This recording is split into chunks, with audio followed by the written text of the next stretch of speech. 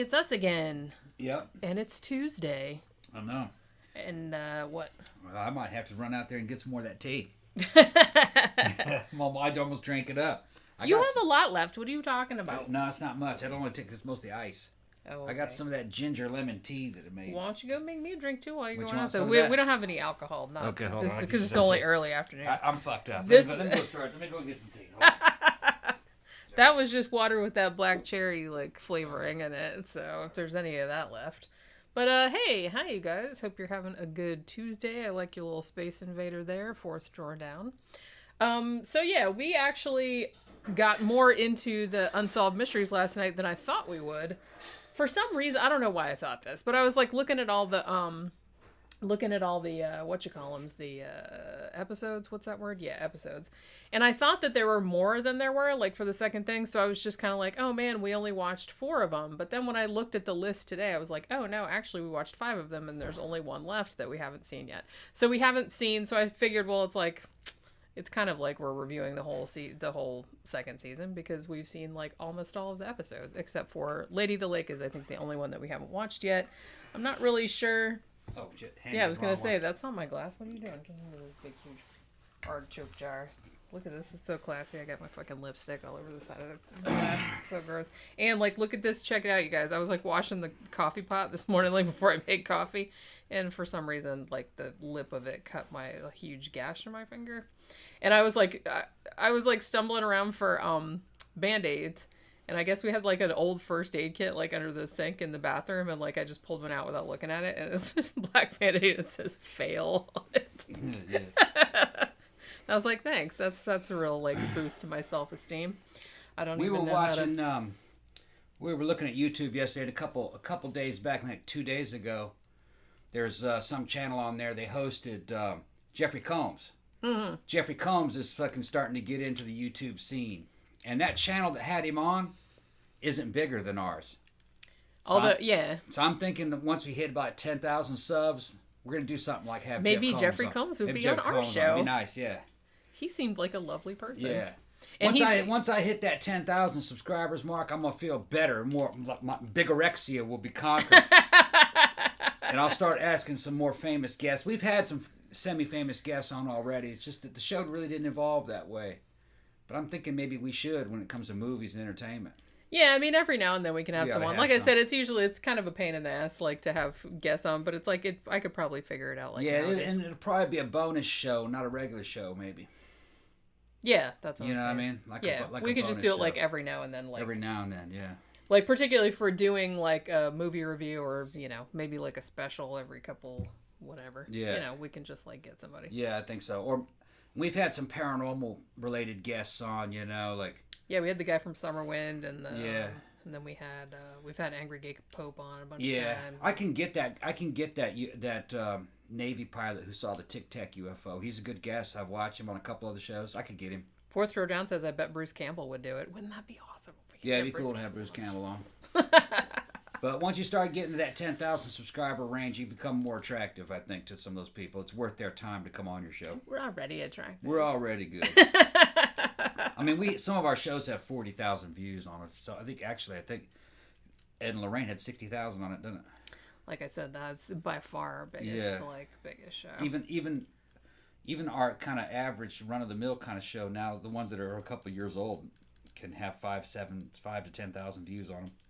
Yeah, which is weird. I hardly ever go back and like go and look. Yeah, but I've looked at some of the ones in the past. They're like, man, that's got 15,000 views. Fuck. Holy crap. You know what I mean? That's Because I'm happy if we get 1,000. Yeah, I don't really like expect to. Honestly, like we just do the show because we want to, and then like I don't even go back and check them anymore. I mean, I go back and check like and answer comments and stuff like that, but it's like other than that, I don't. Over the past couple of years, it's kind of grown into a pretty big channel. Some people thought we'd be have 100,000 subs by now, but you know what I mean. I think that's a little optimistic with the present day algorithms and everything that they use and suppression, and they don't want to pay you that much. We're not everyone's and for all cup you of know, tea also. for all I know, they lie about how many views you get, so they don't have to give you a very big paycheck. And you can't really believe any of the counters. Yeah. You can buy views. Yeah, I know. You can also buy subs. Well, yeah, you can do so. Well, Like every platform. That means the platforms can lie to you and say and take subs away, or have shadow amount of subs, or shadow views. That way they don't have to pay you for them. I don't trust them. I'm fucking Tom Ross. I don't trust them. What are you talking about? Tom Ross didn't fucking trust you. I like when you talk about yourself in the third person. Hell yeah, I have to go out of body to discuss it. I'm going out of body. I'm going over here now. I'm going over here to talk about it to myself. Yeah. Tom, what do you think about that? Yeah, exactly. That's right. God damn it. Exactly.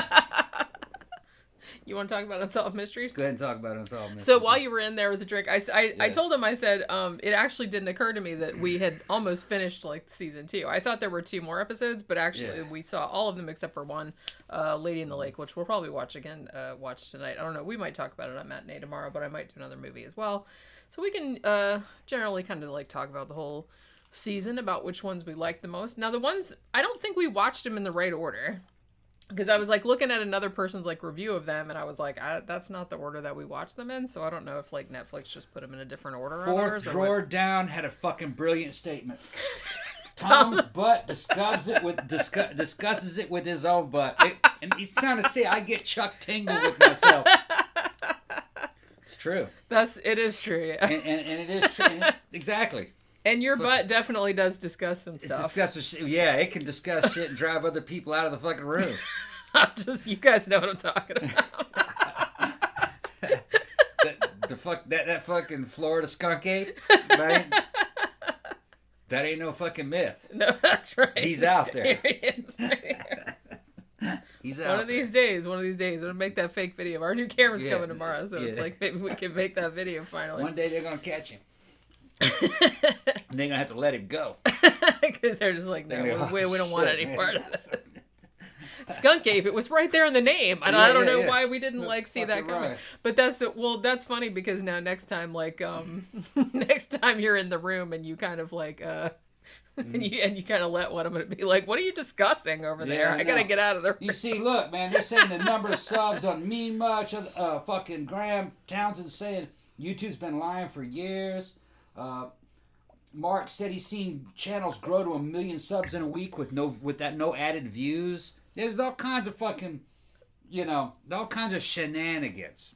I'm just saying, shenanigans. Big tech is about shenanigans. They're all about shenanigans. Yeah, I'm just gonna say shenanigans. I'm gonna say it like that. That is what it's like. Sure. Shenanigans. Shenanigans. It sounds like a bad indie band. It's like, the Shenanigans. That's the Michigan version. Where's Sophie? Shenanigans. She's in there somewhere. I saw her. Yeah. It's all shenanigans. And chicanery. Chicanery. And tomfoolery. Yeah. All right, go ahead, man. Yeah, I'm fucking up the show. Fucking up the show. Fucking up the show. Yeah, so like I said, I'm kind of going in the order, not necessarily the order that we watched them, but we're just kind of like going all over the place, like in the order that the notes that this other person wrote about them. So one of them, okay, so let's talk about the one that's called the Washington Insider Murder. Now, can I just say, like, right from the outset, is that a dog barking outside? No, it's the neighbor's kids. Oh. Out there playing in the backyard. It scared me. I was like, what the fuck, man? I know. I was like, what the hell is that noise? Childlike voices. I was just, fuck, is this place haunted again? Childlike fucking voices. We're talking about Unsolved Mysteries. All of a sudden, we're Yeah. Like little kids. It's the little kids. They have neighbors next door. Yeah. And there's a window right there, and they have like a pool that's like, they got a little pool. This may be like 20 feet. Fucking, We can hear their dog, and we can hear their kid out there yelling. Yeah. But yeah, so there's one called Washington Insider Murder. Now, can I just say, this is about Jack Wheeler, and he used to work, he was a White House aide. He worked under several administrations. I think he came in under Reagan, maybe, and I think he worked under Bush and stuff, too. Now, they actually found his body in a landfill in 2010. So, presumably, he had been murdered. So, of course, because he was a White House aide, and I think he had worked for, like, a defense contractor, right? He was, like, in cybersecurity or something. Yeah. So, some people thought there was, like, some kind of conspiracy and stuff. So, they kind of, like, I thought it was good because they kind of presented some of that, but then they kind of, like, presented kind of the other side, too. Because I'm going to say, like, I don't know. I'm not a cop. I'm not an investigator or anything like that. I'm just somebody that's into true crime and, like, reads a lot of true crime. I'm saying I'm not even sure that this dude was murdered.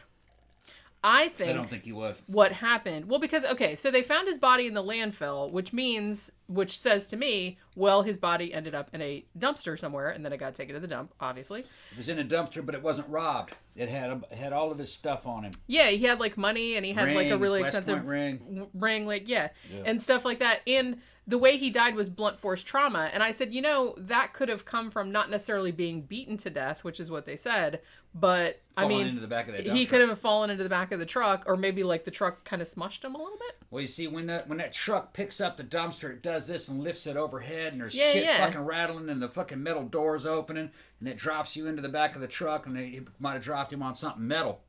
Yeah, that's what I mean. You don't know, and he was crushed by stuff that fell on him. I think he fell asleep in a dumpster, and it happened because dude was fucking.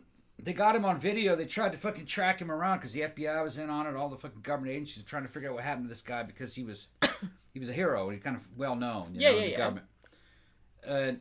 He was running around like he was running from something, but he was limping and he was like walking around with one shoe in his hand, like one hand, and there's obviously something wrong with him. It was some Elisa Lam shit that they had like before. I think he had some kind of a brain hemorrhage and he was bleeding on the brain. I mean, he had bipolar disorder, so I feel like maybe he had like some kind of issue with his meds. Maybe he forgot to take them. Maybe, like you said, maybe he just had some kind of other event. He had bipolar disorder. Meds may have had something to do with it, but I don't think it was just that. I don't either. I think he had some kind of a brain aneurysm, and fucking certain centers of his brain started to get starved of oxygen and blood, and it made him act weird. It made him act fucking weird. Because he was acting weird, like on a lot of the... I think he went into a Tom Clancy novel where he thought spies were after him because he thought his briefcase was stolen, but he left his briefcase. So his memory's getting all fucked up. And he went Tom Clancy. He had to hide from the spies and shit. And it was cold out, so he's fucking got into the dumpster. Yeah, he had a house. Yeah. But he ran from his house. There was some kind of disturbance there. He had spices all thrown around. They found a footprint. It looked like a Bigfoot footprint. Fucking flat-footed as a motherfucker going through. Maybe Sasquatch. They never did. It looked like Sasquatch, but they never did. That may have been his footprint, but they didn't say whose it was. Yeah, well, they never did determine. Well, because that's the thing. I think it was his footprint. They thought it was a murder because they're like, okay, there was some weird shit that happened like before they found his body, right? Like the house across the street, or I don't even think the house was finished. I think they were just building it. And there was like a smoke bomb set off over there, right? And then like they found his cell phone like over there by the smoke bombs. They thought that was weird. Then his house had gotten broken into, so they said. It looked like, but it didn't look like anybody was rummaging through the place like looking for valuables. It looked like somebody was just in the kitchen throwing a bunch of shit around. Yeah, I have a different idea what happened. He started to go crazy because I think he did that. Yeah, he did all that. I think it was some kind of a brain hemorrhage. His brain started to malfunction. He went into Tom Clancy mode. He thought fucking Soviet spies were after him. Or the deep state was after him. Or some shit like that. Yeah, some shit like that. He's setting off smoke bombs so he can escape, under the cover of smoke. And he's not in good shape at this time. He's an older dude. His health must have not have been very good. They didn't really get into that, but you look at him, he's pretty out of shape. And he's an older guy, Yeah, he was mid-60s, I think, at the time. I think it was just a brain hemorrhage. But he's reliving his fucking glory days, in a certain way. He's now a spy in a Tom Clancy novel. Yeah, and he was like getting in cabs and like going places where he didn't have any business going, or nobody could think of any reason why he was going there. He goes into fucking escape and evasion mode, That's what happened. And then it's sad because I think that what happened to him was, it was because it was real cold. It was like New Year's Eve or something. Yeah. In fucking wherever it was. What the hell did it happen? I don't even remember. In his mind, he's Delaware. It was Delaware. In his mind, he's evading enemy agents. Yeah. That's what he's doing. But I think he just got had a friend, and then it was cold, and he just climbed into a dumpster to sleep. Yeah. I mean, because they even talked to the guy that like found the body, like the guy that worked at the dump that drove the truck, and he's like, it happens every now and then, like homeless people and stuff like that. When it's cold, you go in there to get warm. What else are you gonna do? I saw it, and that's a place, where if you were, we sleep outside in the Army all the time, and I looked in that dumpster and it'd be a good place to sleep. Well, yeah. It's totally enclosed. It wasn't a dumpster that had food garbage in it. It was a dumpster that had paper products in it. Yeah, it just looked like cardboard and shit like that. Cardboard boxes and stuff. It was a dumpster out behind like a warehouse. Yeah. So it wasn't a dirty dumpster. It was, yeah. You know, it's not like it had food and garbage and shit in it. It was just cardboard boxes and paper. So it would have been a good place to sleep, stay warm. Yeah. Plastic bags and stuff. And I think he just crawled in there to hide from the enemy agents, you know. And get warm. And get warm, yeah. And then he fell asleep in it. Fell asleep in there and it came and threw his ass out. Because like I said, the dude from the dump said that. He's like, that happens sometimes. We put the fucking thing in the truck and then like somebody pops up and is like, oh shit, I'm in here. You know what I mean? I think he got killed when it started to dump it into the back. He fell out and fucking, you know, fell on something. Well, the doors start swinging and banging and that thing hit him in the head probably and killed him. I kind of suspect that's what happened. So I don't really think, even though I think he was dead by the time he actually got into the garbage truck. Yeah, I mean, I don't know, but I kind of feel like that wasn't even a murder. Yeah. But it's still an unsolved mystery because they don't know if it was a murder or if he just like died some other way. A lot of guys have just fucking had some kind of brain problem and wandered off and become homeless people. Were never seen again. That's happened. That's what would have happened with him. Yeah. Had he not been killed. Yeah, I mean, he would have froze to death as a bum, and they were like, "Who the hell is this dude?" We don't know. Yeah. Well, like I said, it's sad that it happens, but it's like if you don't know. So another one that we watched, actually, this one was the first one that we watched. Is called Stolen Kids. This one was really fucked up, sad. Oh my god. So this happened in 1989 in New York City, and there was this woman. And she was playing with her little kid at the park. And I guess she, like, turned her back for a second. Or she, like, one of the other family members was, like, watching the kid. And they were going to go to the store and get the kid some snacks. And then they came back and they couldn't find the kid. And this was, like, this was a toddler, like a little boy. I think he was 2, the first one. And then 3 months later, a 19-month-old little boy went missing from the same exact park. So they have these 2 kids' moms on there, and it's just like fucking heartbreaking. Like, because it's been such a long time. I mean, that was 1989. Yeah. But the only thing that I can say, and you said this, and then they had the people. Then they came on. They came on and were talking about it too. They said, I call it when I'm watching this shit. I call it almost all the way. I'm like, this is what happened, and then they bring on the experts, and then they confirm what I said. I mean, I'm not saying it's not unheard of for, say, pedophiles to kidnap children that young. It's unlikely, but it's unusual. Yeah, it's unusual. So what they basically said, and the experts said this, like you said this, they said, the fact that they were little boys and they were that little, they were like toddler age. That suggests someone like a woman that couldn't have children of her own. Yeah. Much like some women will steal a baby from a hospital or something like that if they've just had like a miscarriage or something. Yeah. That does happen. So. In a way, that's messed up, but I kind of hope like that's what happened because that means that someone raised them. Yeah, and back in those days, some of the people in the area, they were saying somebody's stealing the kids and selling them. No, unlikely. Okay, because if a kid is fucking stolen to sell, it's a white kid. Yeah. Because there's lots. Sadly, that's true. It's just true. That's what I said too. I said it's real easy to if you need a kid, if you want a kid, it's easy to adopt a black child. There's a lot of them in the orphanages in the system, in the system. So when they sell a kid, it's usually a fucking wealthy white family want to buy a child that they raise as their own, and they're going to claim it as their own.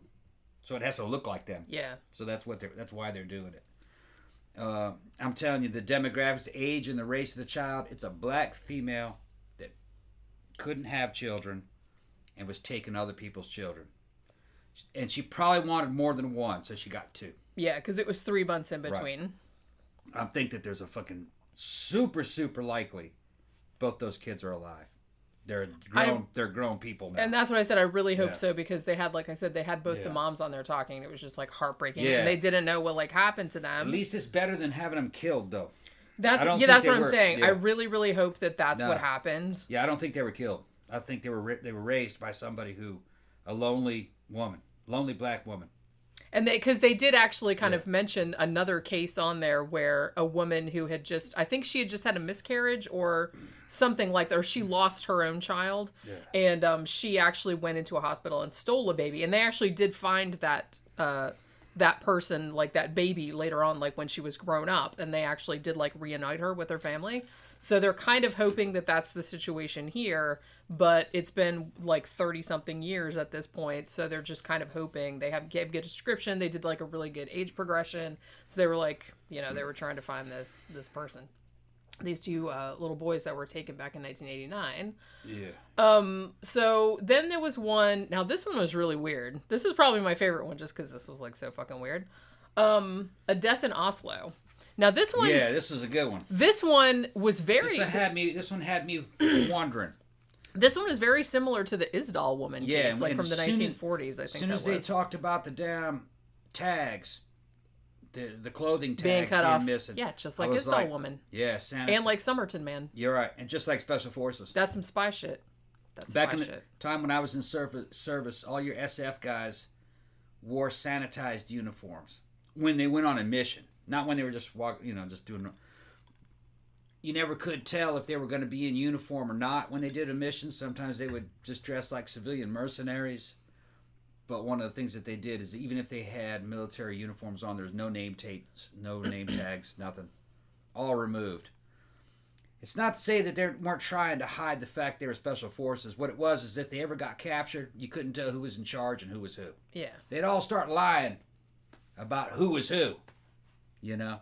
They'd all start claiming to be the captain. Or they all started claiming to be, you know what I mean, in charge of the unit. Because they already had pre-planned lies.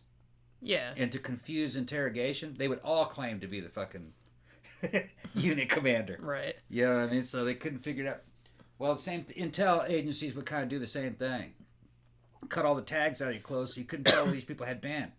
Yeah, you couldn't tell where the clothes came from. You couldn't like identify like what country they were from. What country the clothes were, or what countries they had moved through. Yeah. So, but that's kind of retro. I don't think that would have worked nowadays. This actually happened in the 90s. And like I said, it's really weird that I hadn't heard about this case because this is very, very similar to Isdal Woman. Yeah. Not quite as grisly as that one. Like, we did a show about that one like a really long time ago. I think we talked about Isdal Woman and Somerton Man, like, which also I think is spy shit. I think this is probably spy shit too. So this happened in the mid-1990s. There's this woman. They later found out, they did age on her, right? They found out she was like, 24, 25, something like that. So she's this really like kind of, snappily dressed like woman, very elegant looking. She checks into the Oslo Plaza Hotel in Norway, obviously. And she's in there. She was there for 2 or 3 days, right? And they said she didn't really go because they had the key cards then and they could tell when she went in the room. They didn't necessarily know when she came out, but they knew when somebody like used the key card to go in the room. Was open, yeah. So they're like, she spent most of those few days in her room, but like one day she was gone for like 20 hours, like before she came back. So then one day they actually like the guy went up there and the do not disturb thing was on her doorknob like pretty much the whole time. And so like one of the employees of the hotel went up there and I guess he like knocked on the door or something because there was some problem or whatever. And he heard a gunshot and he flipped out and he ran and got the police. And so there was like a 15-minute gap. So they go in there, they find the woman.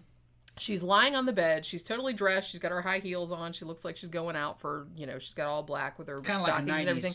90s kind of fucking dark wave chick, really. She did, yeah. All black, black short hair. She was pretty, actually. Yeah. Pretty, yeah. Yeah, because they did a... mid-20s. Actually, they showed a picture of her, like, dead body, too. Well, just looked at her face, at least. Yeah, and they kind of touched up her forehead because she shot herself in the forehead. Like that. Well, at first they thought that, but I don't know. It just seems like it could be a suicide, sure, but they were saying that it's like, if she shot herself, like the gun, they found the gun like this, like in her, but it, like she used her thumb, like to shoot herself, which seems... not impossible, but odd. And also, they didn't find, like, any blood on her hand. They didn't find any blood on her clothes, anything like that. But she'd been shot one time in the forehead, and then the gun was just kind of left there. And then the room had maybe been, like, wiped down. And then they went in her closet, and, like, all her clothes, like we said, had all the tags cut out. And then they found out that when she checked into the hotel... bunch of anomalies, yeah. Yeah, like she checked in under the name Jennifer Fairgate, I think was the name that she checked in under. And she had an address and everything. Yeah. But so they go to the town, like where the address was, which was in Belgium. And they said it was this really small town. It was like less than 5,000 people. Now the town really existed, but the address she gave, the street existed, but that house number didn't. Like that, the house numbers on that street like stopped before that number. And they said, and even like the phone number she gave was one that would have been from that town, but nobody in that town had it. And they thought it was weird too, because they said she didn't show any ID, like even a passport or anything to check into the hotel, which even in the mid 1990s, I'm pretty sure you had to show ID to check into a hotel. Yeah, she was somehow able to check into the hotel improperly, and they accepted it. For whatever reason. For whatever reason, and they didn't have an explanation of how she actually got into the hotel. The hotel management didn't know. Yeah. Which means it's a little weird. There might have been an inside job. She was an intelligence agent. I kind of suspect, and they talked to a guy that was like, that was a Norwegian or a Swiss like intelligence agent, and he basically said this looks like an execution is what this looks like, and it's like, and all the shit about where she was, like the shit with the clothes, the shit with the address and everything, looks like intelligence shit. There were some holes in what they said though. The Norwegian firearms experts didn't know what they were talking about. They don't have as much experience as I have with firearms. The way they characterize shit. There was a Browning high power. It was a 1930s era. They knew that, but they failed to mention a bunch of stuff about sanitization because the numbers were ground off in a certain area. That was what and certain European manufacturers of fucking the Browning high power, certain serial numbers were on the fucking barrel near the chamber that you could see it through the closed ejection port as the fucking barrel, or as the slide was in battery. Okay. Yeah, of course you could ground those down, but there's a bunch of, you can drop acid on there and fucking the numbers will come right back, because when you punch numbers into a barrel or into any piece of metal, the punching action actually causes molecular density. You know what I mean? The molecules bunch up right there. And if you drop acid on there, those bunched up molecules will dissolve at a different rate from the other molecules that weren't bunched up, and the numbers will show. They failed to mention that. Maybe they thought that, maybe they didn't want, they thought that they would maybe they didn't want to give away a forensic trick that you can do, because they think that helps them trace weapons. But it doesn't help you trace weapons. You could have every fucking number on a fucking pistol, and you could find out maybe who originally purchased it when it was first sold back in the 1930s. That person's long dead. You'll never be able to legally prove a chain of custody. Those numbers are a waste of time. All right? So whoever ground the numbers off was wasting their time too. You might as well just let them see the numbers. And they were saying about how powerful 9mm was. 9mm is not powerful. It's a mid-range cartridge. 44 Magnum is a powerful pistol cartridge. They said it was impossible to shoot yourself in the forehead using your thumb and still have it in your hand. Well, they didn't say it was impossible. They just said it was unlikely. It's a lie. It's a lie. If you turn a pistol around backwards in your hand, stick your thumb through the fucking trigger guard, and you have one hand and then the other hand supporting it, and shoot yourself in the forehead, that's how you would train a fucking intelligent operative to commit suicide. Because through the side of the head, you could actually miss, and it can blow your eyeballs out. Because your eyes are actually below your brain casing. It's hard, and it's also to shoot yourself through the roof of the mouth. You can get the angle wrong, and it'll blow the top of your face off, and you'd still be alive. Directly into the forehead is a good way to do it. And the recoil will be absorbed by the hand. Like your thumb will get snagged up in the trigger guard. The hand will fall, and the pistol will still be in your hand. The recoil, they made it sound like the recoil is excessive in 9mm. It's not. It's about like 38. It's mild, very, very mild. So it's not punishing especially on two hands. It's just certain things that they said. I do believe that she was an operative, but I think she was East German. Well, they figured that out because they did like DNA analysis and stuff. They figured out she was probably about 24 years old. They have a really good sketch of her face. They have pictures of her face. They think she was probably East German. Now, here's the weird thing. East Germany was gone in what, 91? Yeah, that was 91. Which means that she was out there in the field for an additional 3 years at least? Yeah. So, are they saying the Stasi was still in operation 3 years after the fall of Eastern Germany? Maybe.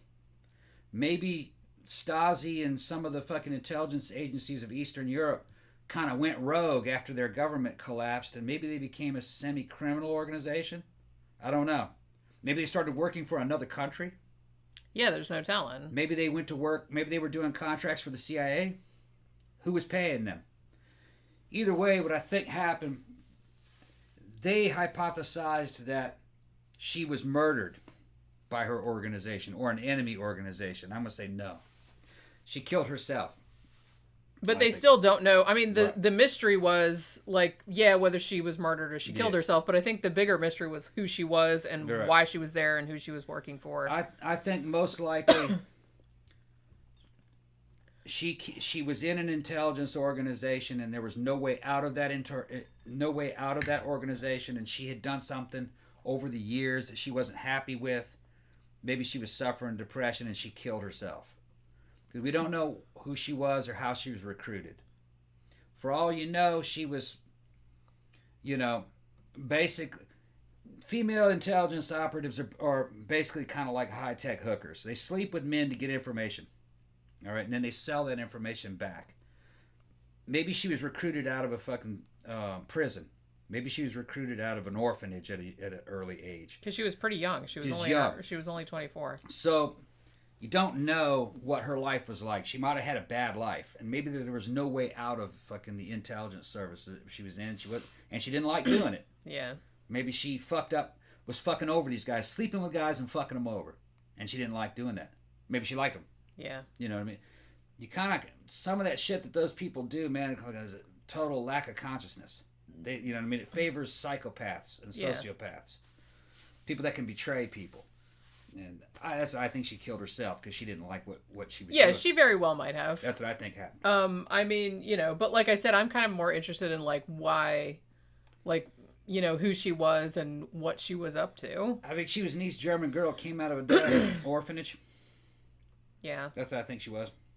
Probably. Brought into the intelligence, like in the La Femme Nikita type shit. That's not too far out of reality of how, especially Eastern Europe. Yeah. Type shit, Somebody who's expendable and doing that is a big move up in life for them, It's weird too because, like I said, the case was kind of similar to Isdal Woman. I think she was the same thing. Which also, and like, again, it was the same thing where Isdal Woman, they weren't really sure if she killed herself or if somebody else killed her. Although in her case, I think murder was a little more likely because, they found like all those sleeping pills like in her stomach, but they were undigested. And then it appeared that someone had tried to set her on fire, unless she tried to set herself on fire, which seems like a shitty way to go, especially since you've already taken a bunch of sleeping pills. I think Isdal Woman was killed. I think so too. I think this one would kill because that was like because Isdal Woman they found her like way up in the mountains like. I've mentioned this before on other shows. Usually, a paid assassin makes the murder look like a suicide. That's the way. That's the way, and that's what certain people in these intelligence communities are. They're assassins. Well, that's why they're leaving the possibility open on this case that she could have been killed by an assassin to make it look like a suicide. It's possible, but I think it's more likely she killed herself. Yeah. And she was an intelligence operative. Yeah. Because they killed themselves too. Yeah. Maybe she got into a bad jam and there was no way out other than that. Yeah. So, she might have fucked up. People were coming after her. Something like that. Yeah. You don't know the situation. But like I said, I think that was kind of the most She killed herself when she heard the fucking somebody knock at the door. Which tells me that she... Yeah, because that guy heard the gunshot. Because she'd been there for 2 or 3 days, I think, at that point. She thought somebody was coming to get her. Had found her. Yeah, maybe that's... that's probably what happened. That seems kind of likely, yeah. She probably was the other... Because, like I said, if she was going to kill herself, why didn't she do it before that? I think she thought she had been compromised. Yeah. And I think her own side was after her. Not the enemy, but her own side. Yeah. She had nowhere to go. Yeah.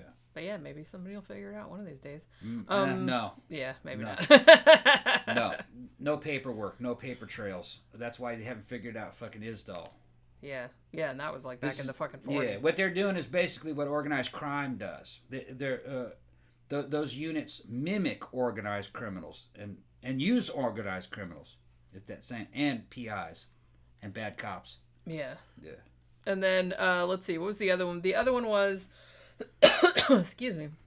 The other one was about fucking Lester Eubanks, which I had heard of this case before. This actually happened in 1965. He was a sex offender. Yeah, this guy's a dickhead. And he, back in 1965, this little girl, she was 14, and she was going to get some more money for the laundromat. Like, it was her and her sister, or her and her friend, or something like that, were at the laundromat washing clothes, and they ran out of money, so she kind of walked down the street to get some more money from her grandma or whatever, and this dude just shot her and killed, and she didn't die outright, which is the most horrible thing, and they kind of, like, saved that little tidbit for later, and I was just kind of like, oh my god, that's, like, even worse than fucking...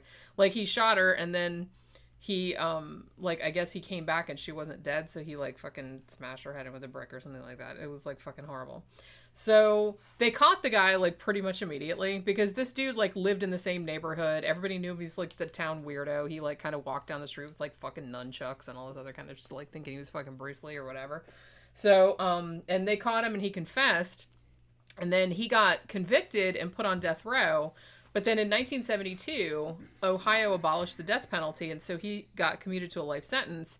And then for whatever reason, he was kind of able to charm his way into this program where they kind of let some of the inmates like out. Not like to run around free, but like with guards, like so they'd take them like on shopping trips and whatnot. Like, under guard. He became a trustee, basically. Yeah. And so during one of these little sojourns where they took them, like, Christmas shopping, he got the fuck out and escaped. And they have not found him to this day. Yeah, I think he's dead, though. He probably would be, because he'd be, like, old as fuck at in this. His 80s, I think he'd be in his 80s at this point. And somebody with his record...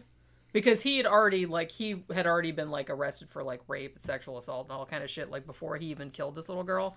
So I kind of figured that this is somebody that probably, once he got out, he probably didn't last too long. Yeah, I don't think so. I mean, I hope he didn't, but they don't know where he went after that, and they still never did find out. Well, he couldn't have made a new identity for himself enough to pass and get, say, like, health care or housing. So he would have been pretty much without any kind of fucking Social Security support. You know what I'm talking about? Unless he had somebody help him, which I kind of suspect that his dad might have helped him. Yeah, I think he helped him for a while, but then his dad would have died off, right? Yeah. All right, because his dad would be, 130 now? Yeah. All right. And then any kind of females helping him, they would have probably, they might have outlived him. It's possible. But I don't know. I think he's dead. He probably is, like I said. It would be unlikely for him to have got to that age, especially as the type of person that he was. There's a chance he could have been reoffending, but probably not. I think he would have gotten caught as he got older. Yeah. And I don't think he would have risked it. Maybe not. But although, like I said, I don't know if he was the type of person that could just stop doing that. He seemed like a D'Angelo stopped. True, but that's when he was, like, way older. Yeah. Well, he was older by the time he escaped, though. Not that much older. What was he, 30? 30-something? I think he was in his 30s when he escaped. Maybe, but that's... Yeah. But that's... And he did a lot of... And he was running a lot of the times from one woman to the next who was helping him. Yeah. He was actually... They said he was actually a pretty charming guy and kind of like the center of attention. He wouldn't have been a guy who couldn't get a girlfriend. He could get a girlfriend. Well, yeah, he was a good-looking dude, and he seemed like, like I said, like a lot of sociopaths, he seemed kind of charming. Just when he was young, he was a serial sex offender, and one girl he shot and killed. That 14-year-old. There's no evidence that he killed another one, but he might have left that behind him. But that doesn't mean he's had the right to escape. They should have caught him and fucking brought him back. Yeah. Yeah, he had a life. Yeah, but I think he's dead. Well, let's hope so. Yeah, I'm pretty sure he's dead. And then the last one we watched, like I said, we still have to watch Lady in the Lake. We can watch that tonight sometime. But the last one we watched was the token supernatural episode. Yeah, that wasn't that good. It was all right. I didn't like Japanese it. Ghosts. Yeah, it's tsunami spirits. It was kind of all about. It was very unfocused. It wasn't really focused on just like one case. It was kind of focused on a whole bunch of different people. Shit. Who saw weird shit after that horrible tsunami that they had back in... That was 2011, right? It was like 20,000 people died.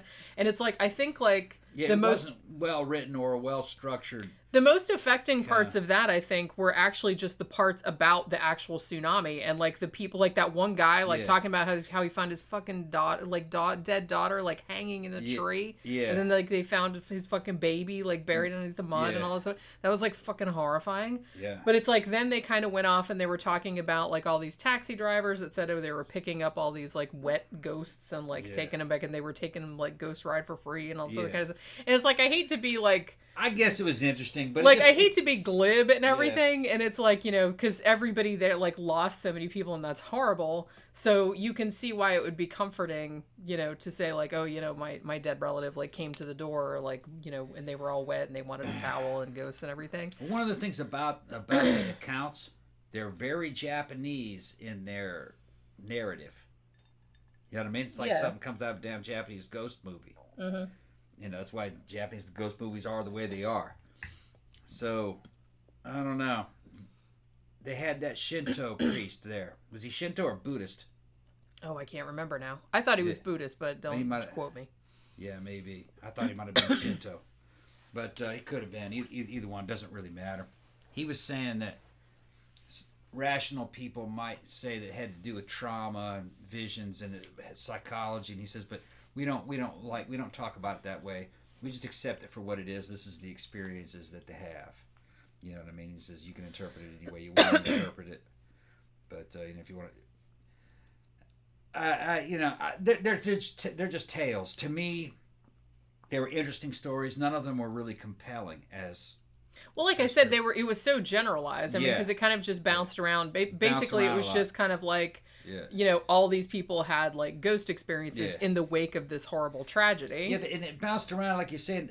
That episode did kind of have edit problems. Yeah, like I said, it just seemed a little scattershot. Yeah. Like, I understand that, you know, everybody liked like the original Unsolved Mysteries. And I will say that I like this season better because it has like more, it seems like it has more of a variety, you know what I mean? It's like it had one from overseas. It had actually like a fugitive one, which I don't think we had on the first one. Oh yeah, I guess we did. That French guy was kind of a fugitive, wasn't he? But they seem to be like, you know, trying to get like one of each thing like that they used to have on Unsolved Mysteries, except for like they haven't done like Lost Treasure or anything like that yet, but because they used to do that in the old one too.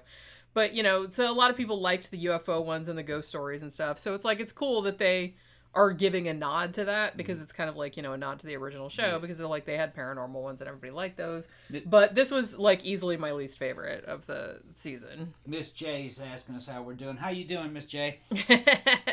We're doing good, actually. Yeah. Just, you know. That was the last one that we saw, wasn't it? It was, yeah. And like I said, there's only one more left. Actually, I don't think even... We got almost to the end of that one, and I was just like... And I got too sleepy, and I was just kind of like... We'll have to rewatch that other one. You know, and actually, it was almost at the end of that one, wasn't it? We never did finish that one, did we? No, but I think it only had like 5 or 10 minutes left. Right. Because like I said, it's kind of cool. Like, I like ghost stories as much as the next person. I was telling you last night, it kind of reminded me of when I was in Wales. And if anybody in the UK, you guys probably know, but there was a really horrible tragedy that happened there in Aberfan. I can't remember what year it was, but basically like all the coal slurry or the slag or whatever like slid down the side of the mountain and like buried a school and like you know, killed like suffocated a bunch of children. Yeah. And I actually went to the cemetery there in Aberfan, and like the more I read about it, they were saying like all these people, it was kind of like 9/11, I guess, where like all these people like before it happened like said that they had all these nightmares about being suffocated by like something black. Yeah. Like it was almost kind of like a bunch of people had like a premonition. Yeah. Like before, but so it kind of reminded me of that. But the tsunami one, it was kind of like they didn't really talk about people having premonitions about it. They just talked about people seeing ghosts like afterward. Yeah, I don't know if I ever mentioned it on the show, but I told Jenny I had a dream the night before 9/11 happened. I had a dream that I flew a plane, a huge jet plane, into a Federal Express mail building. Huh. Remember I told you that? Yeah, that's right. Yeah, I was flying the plane and I saw a big old complex of buildings, and it was the U.S. mail or something. And I flew it into that on purpose, and I don't know why. And then I woke up, you know what I mean, before it hit, and got up out of bed and goes, that was a weird dream. And then a few hours later on the news, I saw that second plane hit that fucking tower. That's pretty weird. And what was weird is that was mail planes. You know, when I lived... Wasn't it mail planes? Or they thought it might have been a mail plane. I don't know. You know what's weird about that is that when I lived in Tampa, somebody flew like one guy flew like one of those single engine like planes like flew into the side of the building. I think he was the only one that got killed. and it was a mail building, wasn't it? Oh, I don't remember. I know somebody from the post office went postal or something and flew. Yeah, that might have been the same case. It was Tampa or Clearwater or something, St. Pete or something. Yeah, and I think somehow that event of that guy crashing it into a mail building. I think he worked for the fucking post office.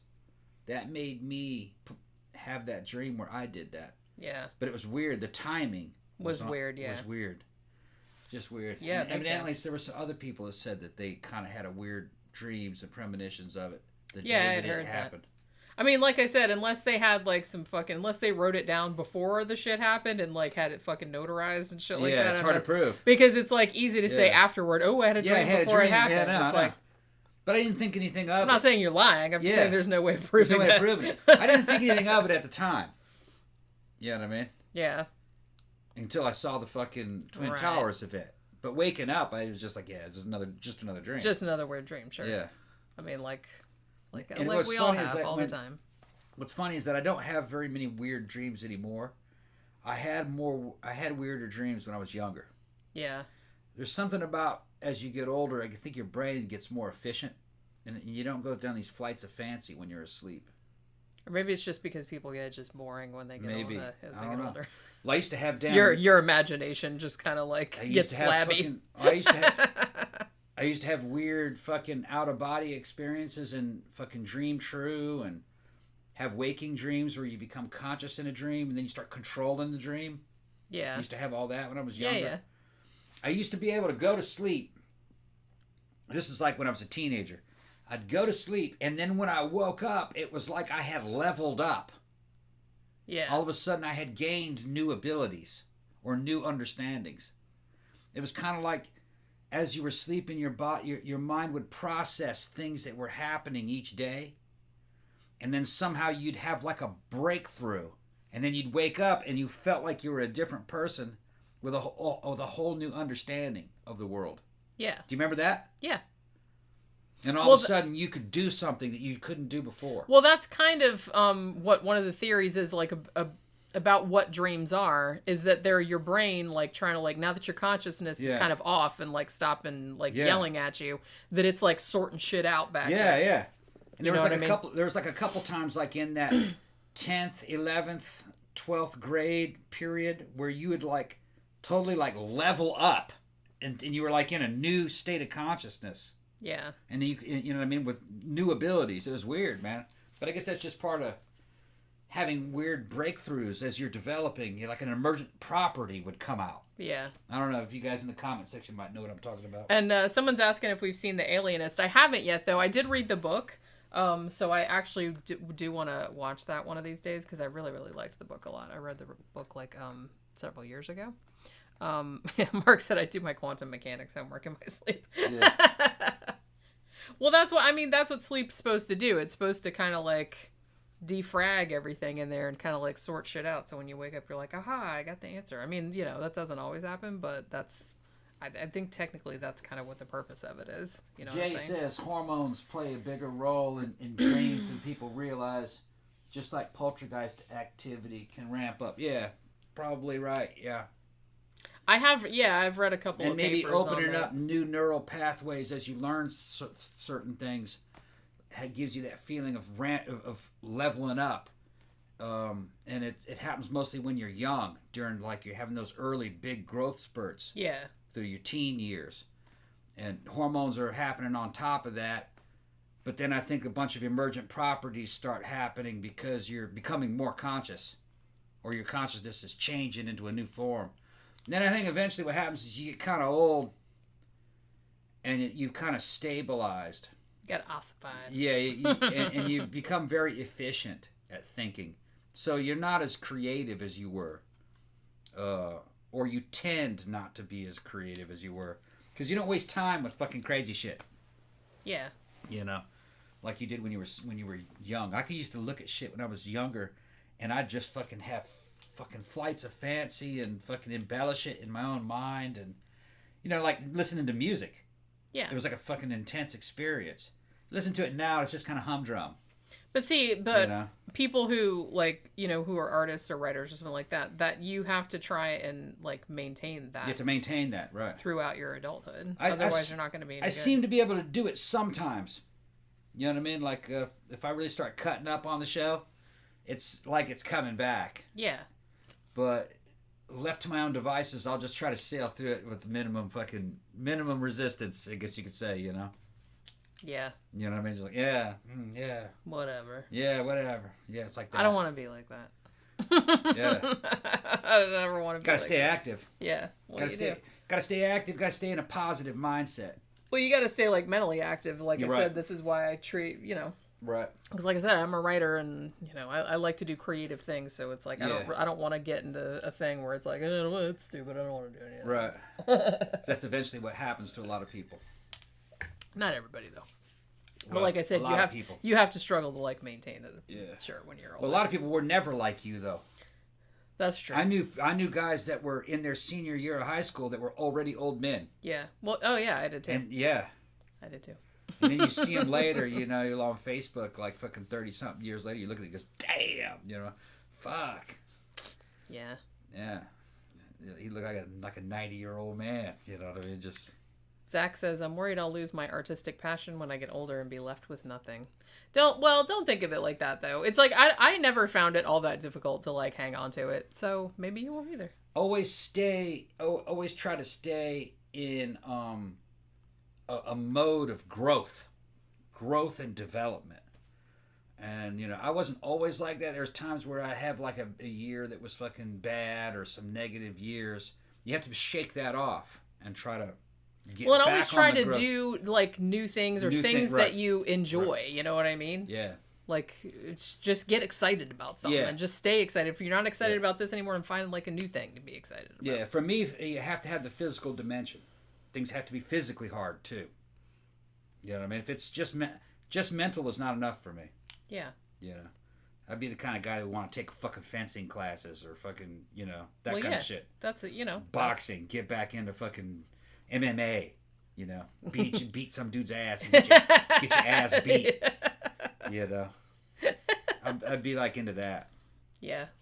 Little Swole wanted to come over here and train me. That motherfucker can throw like fucking four Little fucking Swole. Little Swole could throw 4 blows a second. He sounds like a damn machine gun. Yeah. His older brother was a boxer. I think he was pro or semi-pro boxer. So he grew up being the punching bag and just getting beat up all the time by his brothers. I think he had 2 brothers. And that little dude, man, look at him. You don't look at him, you wouldn't think there's much there. That motherfucker could knocked out 2 dudes in a crowd of people, and nobody even noticed that he walked away like nothing happened. Yeah. Because the police station was right there. Yeah, that's right. The police station was right there. Knocked 2 dudes. They were big dudes. And then just knocked them out and walked away like he didn't do nothing. Yeah. Walked away like he didn't do anything. See, that's what she left them there fucking cutting Z's on the ground. Their feet were doing this. You gotta be fucking smart like that. You gotta be fucking smart like that, man. And I do feel like too that people who like really want to fight and stuff like that, I think that it's an underrated quality that it's really good if you are really good at getting your ass beat and you can take a lot of abuse, because a lot of fighting is who's going to get tired out first. So if you can take a lot of abuse, then you will probably go far in that arena. Yeah. All right. You want to wrap? Holy crap, we've been going for an hour. Yeah, we got to go.